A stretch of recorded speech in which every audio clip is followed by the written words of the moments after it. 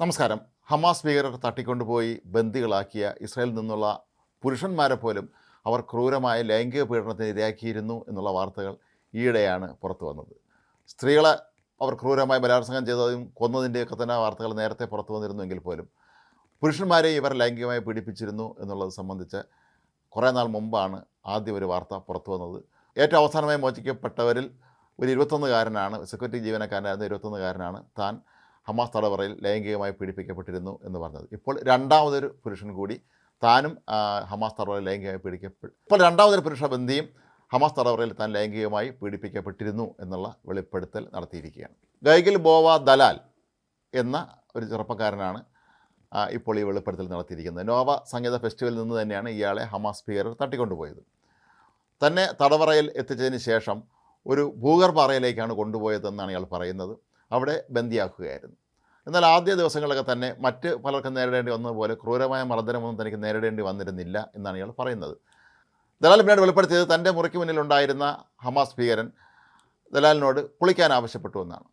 എന്നാൽ കുളി കഴിഞ്ഞ് തിരികെ എത്തിയപ്പോൾ ഇയാൾ പെട്ടെന്ന് തന്നെ കടന്നു പിടിക്കുകയായിരുന്നുവെന്നും തന്നെ അടുത്തുണ്ടായിരുന്ന ഒരു ചാരുകസേരയിലേക്ക് തള്ളിയിട്ടതിന് ശേഷം തന്നെ ലൈംഗികമായി പീഡിപ്പിക്കുകയായിരുന്നു എന്നുമാണ് ഇയാൾ പറയുന്നത്.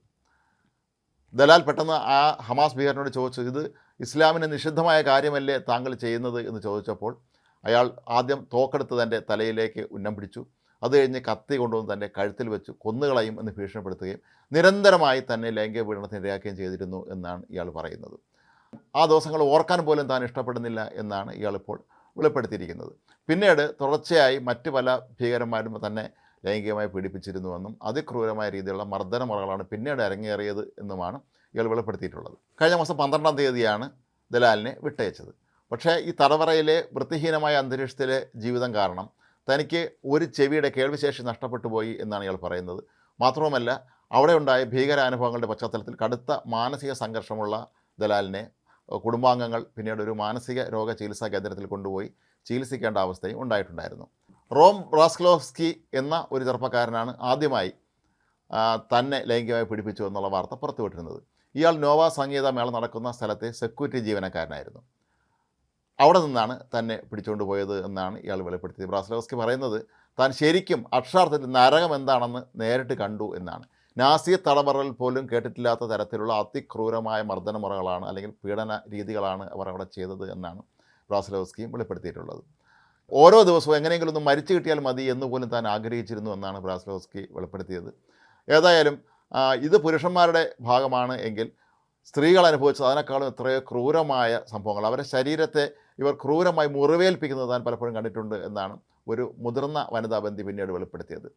അവിടെ തടവിൽ കഴിഞ്ഞിരുന്ന സ്ത്രീകളെ കൊണ്ട് ലൈംഗിക വൈകൃതങ്ങൾ പലതും ഇവർ ചെയ്യിക്കുമായിരുന്നുവെന്നും അത് കണ്ട് മറ്റുള്ളവർ പൊട്ടിച്ചിരിക്കുമായിരുന്നുവെന്നും എല്ലാവരും നോക്കി നിൽക്കുമ്പോഴാണ് ഇത്രയും ക്രൂരമായി ലൈംഗികമായി പീഡിപ്പിക്കുമായിരുന്നത് എന്നുമാണ് ആ സ്ത്രീകൾ പറയുന്നത്. പക്ഷേ ഇവിടെ നമ്മൾ ശ്രദ്ധിക്കേണ്ട ഒരു പ്രധാനപ്പെട്ട കാര്യം, ഈ ഹമാസ് തടവിൽ കഴിഞ്ഞിരുന്ന നിരവധി പേർ അവിടെ വെച്ച് തന്നെ കൊല്ലപ്പെട്ട് കഴിഞ്ഞിരുന്നു. അതുകൊണ്ട് തന്നെ അവരെ ഇവർ എന്താണ് ചെയ്തതെന്നുള്ളത് കാര്യങ്ങൾ മനസ്സിലാക്കാൻ യാതൊരു മാർഗവുമില്ല. പക്ഷേ ഹമാസ് ഇപ്പോഴും പറയുന്നതൊക്കെ കള്ളക്കഥകളാണ്, തങ്ങളെ അവമാനിക്കാൻ വേണ്ടി ഇസ്രായേൽ മനഃപൂർവ്വം കെട്ടിച്ചമച്ച കഥകളാണ് എന്നാണ്. പക്ഷേ ഒരു കാര്യം വാസ്തവമാണ്, ഈ തടവറകളിൽ ഈ മനുഷ്യരൊക്കെ തന്നെ അതിക്രൂരമായി പീഡിപ്പിക്കപ്പെട്ടിരുന്നു. അതിൻ്റെ വില തന്നെയാണ് ഹമാസ് ഇപ്പോൾ നൽകിക്കൊണ്ടിരിക്കുന്നത്.